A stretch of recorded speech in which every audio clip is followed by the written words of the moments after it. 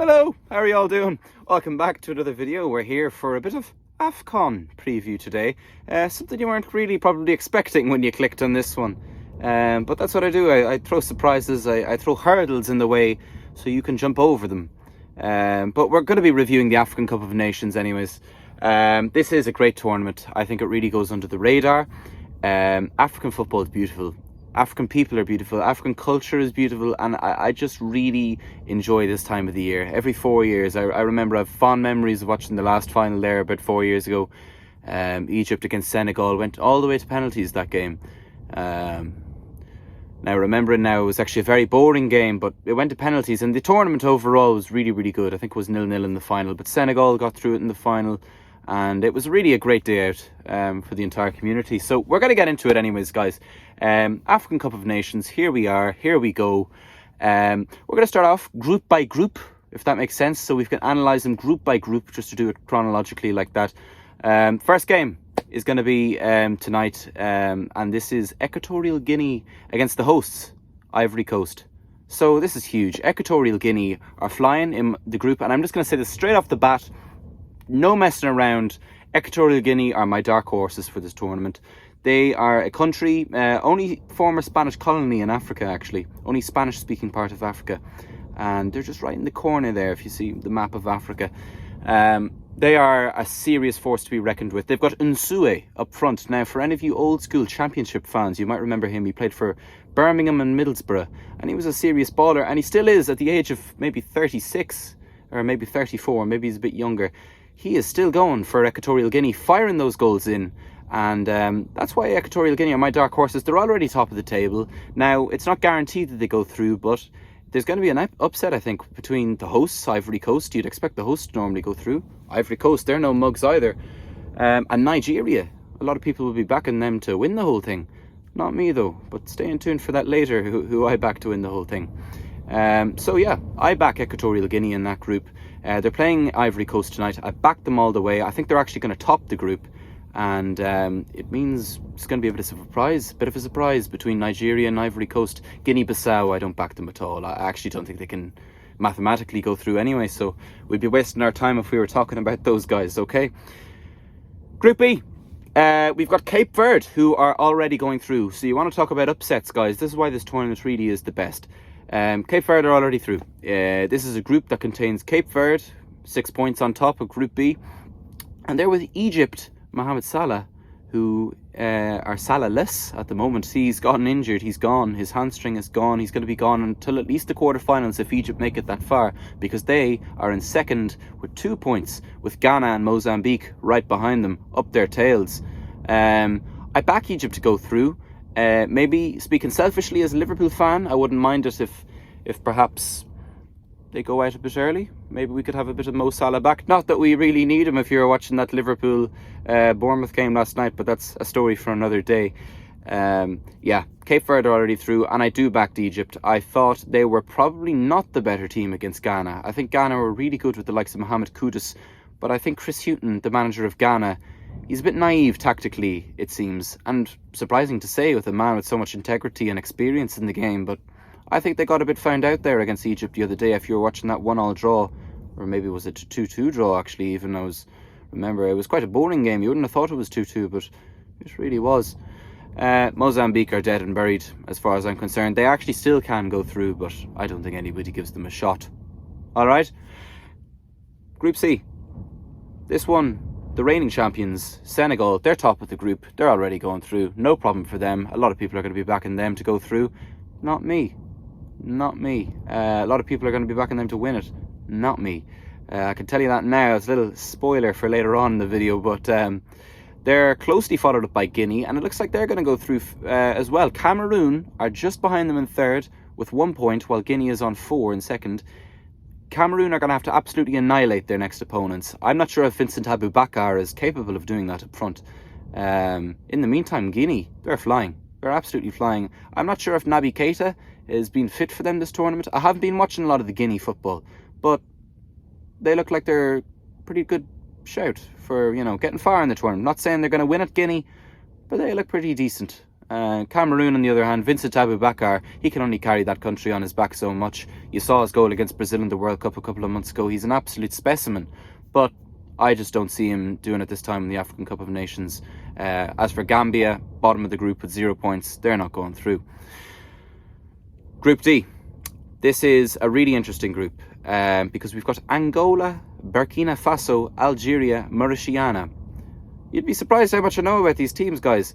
These are some serious ballers, probably none that you've never heard of. The likes of Burkina Faso with Bertrand Traoré.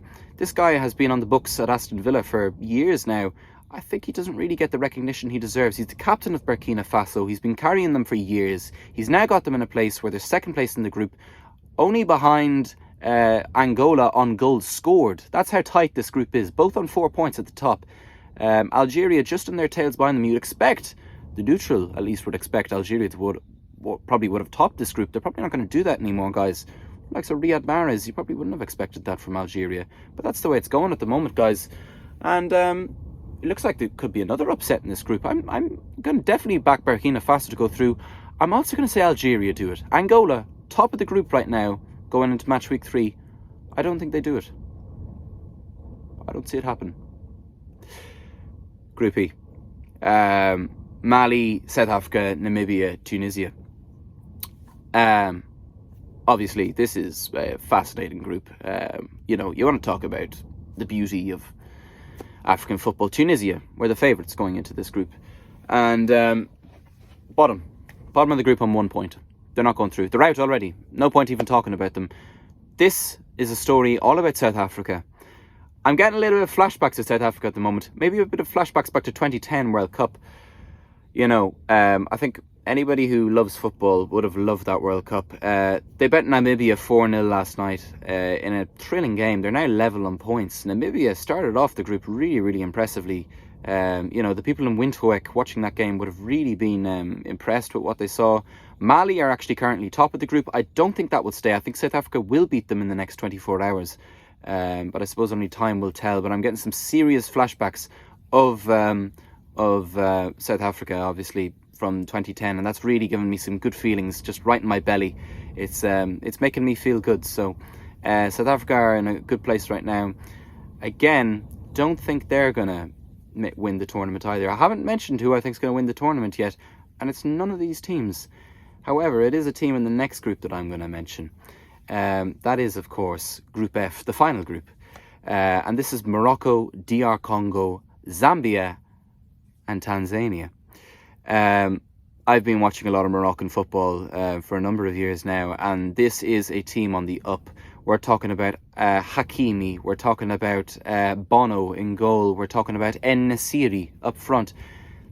These guys are the core of that Morocco team. Sofiane Amrabat, wanted by Liverpool, now gone to Man United, so, you know, he's probably going to be getting worse in the next couple of years. You know, I don't want to upset any United fans, but that's normally what happens to the majority of the players that sign for them, let's be honest. But no, I see Morocco winning this entire tournament. I've said it here, they're winning the whole thing. Their performances against the likes of Tanzania, Zambia, they've been really impressive. That 2-0 win against Tanzania, they were just so solid. And they're not one of these teams like Senegal that just blow teams out of the water with Sadio Mane and people like that up front.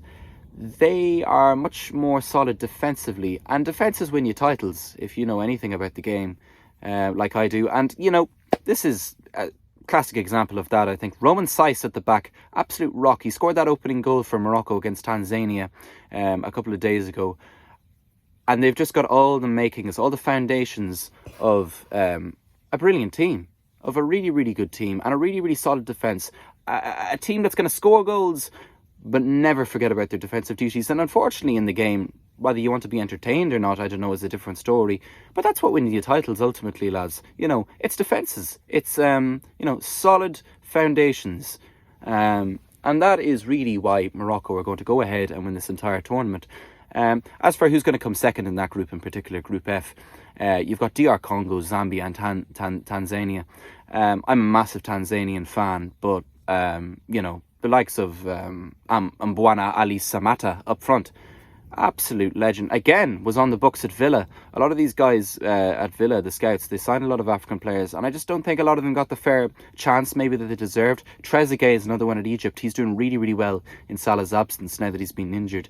So I'd really like to see Tanzania do it, but if I'm being honest with you now, lads, and I'm giving you my expert analysis, it's really tight between DR Congo and Zambia. I think it's going to be one of them.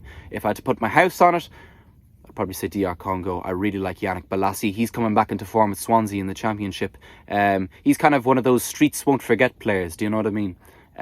Obviously, he was on the books at Crystal Palace. Everybody spoke about him and Wilfred Zaha. It was Wilfred Zaha that went on to have the big career, but nobody really, the streets at least, did not forget about the one and only Yannick Bolasie. And I think he might bring DR Congo into second in that group.